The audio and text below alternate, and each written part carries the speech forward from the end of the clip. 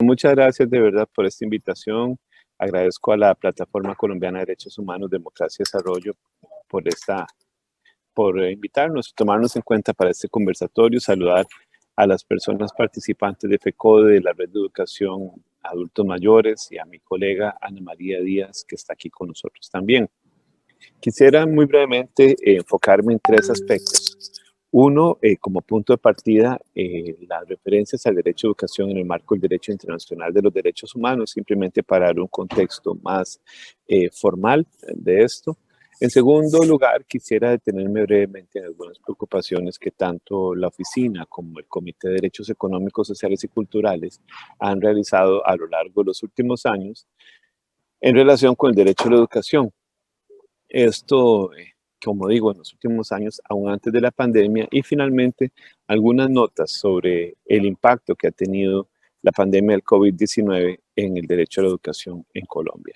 Así es que en la primera parte, y muy rápidamente, sobre los elementos del derecho a la educación, y me disculpan, estoy en un lugar público, en realidad estoy fuera de Colombia y demás, entonces hay un poco de ruido, cualquier cosa. Sobre los elementos del derecho a la educación, quisiera recordar brevemente que está contenido o consagrado tanto en el Pacto Internacional de Derechos Económicos, Sociales y Culturales, en sus artículos 3 y 14, así como en la Convención de Derechos del Niño, en los artículos 29 y 30. Estos dos instrumentos internacionales hacen parte del marco legal colombiano y han sido ratificados, Colombia es un Estado parte en estos dos instrumentos internacionales. En primer lugar, el Pacto de Derechos Económicos, Sociales y Culturales, reconoce que el derecho a la educación está orientado hacia el pleno desarrollo de la personalidad humana y del sentido de su dignidad, y debe fortalecer el respeto por los derechos humanos y las libertades fundamentales. También dice el pacto que la enseñanza primaria debe ser universal y gratuita, siendo esta una obligación de inmediato cumplimiento para los estados. De acuerdo con la observación general número 13 del Comité DESC, la educación debe tener entre sus objetivos la capacitación de las personas para la participación en una sociedad libre, la comprensión entre los grupos étnicos y las naciones, la igualdad de género y el respeto por el medio ambiente. En cumplimiento de las obligaciones de los estados, el cumplimiento de las obligaciones de los estados en relación con el derecho a la educación implica, por una parte, la disponibilidad de instalaciones y materiales de enseñanza de docentes calificados y respetados en sus derechos laborales. En segundo lugar, la accesibilidad a dichos bienes sin discriminación. En tercer lugar, la aceptabilidad de los programas de estudio y los métodos pedagógicos. Y por último, la adaptabilidad. Es decir, la educación ha de tener la flexibilidad necesaria para adaptarse a las necesidades de sociedades en transformación y responder a las necesidades de los alumnos en contextos culturales y sociales variados. Este es el marco general. Voy rápidamente a los otros dos aspectos. El primero tiene que ver con las preocupaciones que hemos levantado tanto la oficina como el comité en relación con el derecho a la educación, y esto es antes de la pandemia. El comité examinó en 2017 las obligaciones del Estado colombiano y relativas al derecho a la educación y expresó algunas preocupaciones, entre las cuales la desigualdad en el acceso a la educación entre los ámbitos rural y urbano, que esto afecta principalmente a niñas y niños indígenas, afrocolombianos, víctimas del desplazamiento forzado interno. Los altos índices de abandono escolar o deserción escolar y repetición en la educación secundaria. En tercer lugar, la falta de educación intercultural adecuada y de calidad. La falta de gratuidad, la falta de condiciones adecuadas de trabajo para maestras y maestros. Y por último, la ausencia de infraestructura adecuada y la falta de acceso a la educación inclusiva para niños y niñas con discapacidad. A la oficina también la oficina también ha expresado algunas de estas preocupaciones en varios de sus informes a lo largo de los años. Solamente como ejemplo, en 2016, La oficina observó la falta de acceso de niñas y niños con discapacidad al sistema educativo en muchas partes del país. Un año más tarde, indicamos que la falta de continuidad de la contratación de docentes y la precariedad de las instalaciones escolares, así como el material pedagógico, estaban contribuyendo efectivamente a la deserción escolar y dificultando el acceso a la educación de calidad en departamentos como Antioquia, Amazonas, Bolívar, Huila, Putumayo, Nariño, Chocó, Arauca, Caquetá, Meta y Tolima. Y la oficina en ese momento instó a que se incrementara el gasto público en educación. También la oficina ha planteado varias preocupaciones por las altas tasas de analfabetismo y porque estas son 3.4 veces más altas en las zonas rurales que en las urbanas. Esto lo dijimos en los informes de 2018, 19 y 2020. Ahora sí, algunas notas finales, 2 minutos para estar en el tiempo asignado, sobre el impacto de medidas de respuesta a la pandemia sobre el derecho a la educación en el contexto de la pandemia del COVID. Yo suelo decir en algunos momentos, y esto para los que tenemos más de 25 años o más, quiero decir, suelo decir que esta pandemia fue como el cuarto oscuro que usaban antes los fotógrafos, ¿no? No se encerraba ahí con una luz muy tenue, una luz roja, y revelaba los negativos antes de imprimir las fotografías.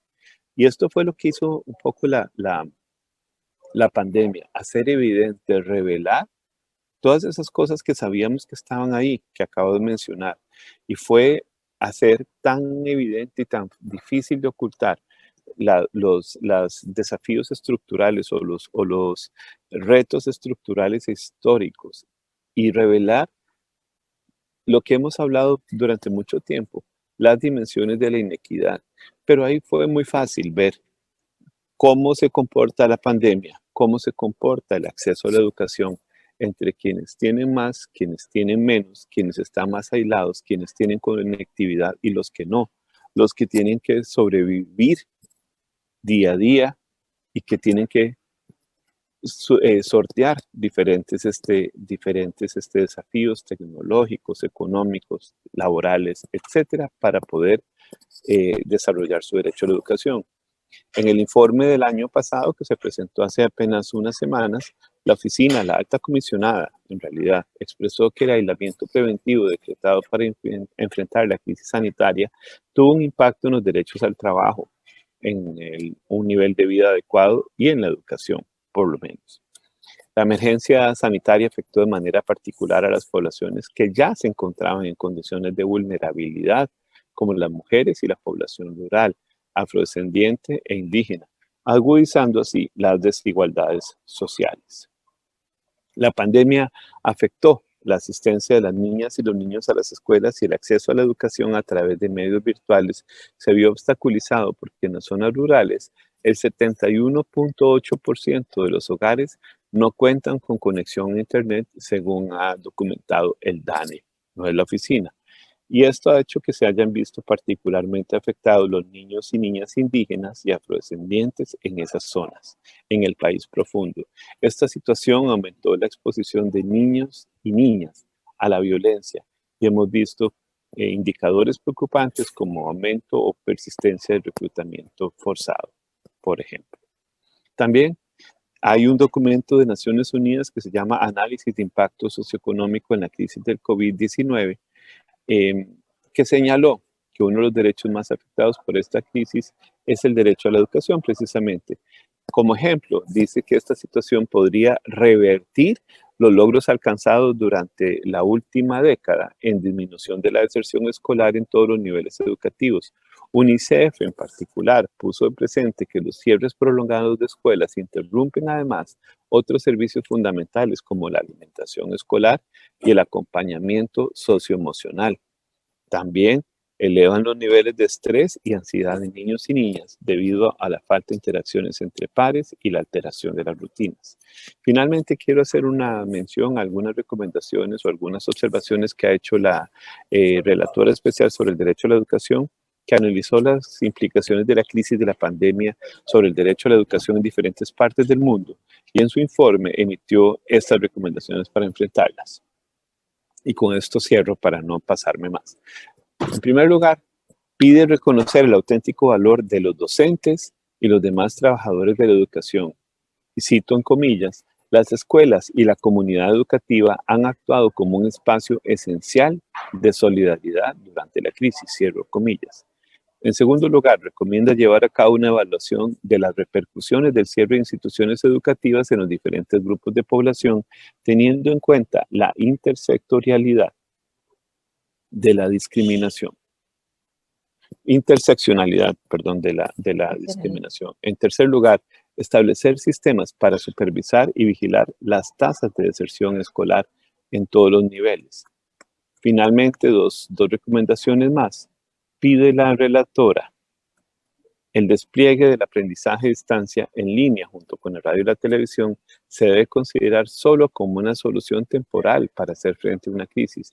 Comillas, la digitalización de la educación no debe reemplazar nunca a las clases presenciales impartidas por profesores. Hay que reflexionar seriamente sobre el lugar que ocupa la educación digital y sobre su contenido, su significado y su eficiencia, así como sobre sus efectos en la salud y la educación de los niños y otros estudiantes.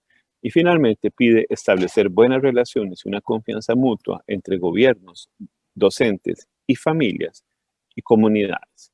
Las vías de diálogo permanentes deben permanecer abiertas en todas las etapas de la crisis a fin de asegurar que las medidas adoptadas sean adecuadas, eficientes y aceptables para todas y todos.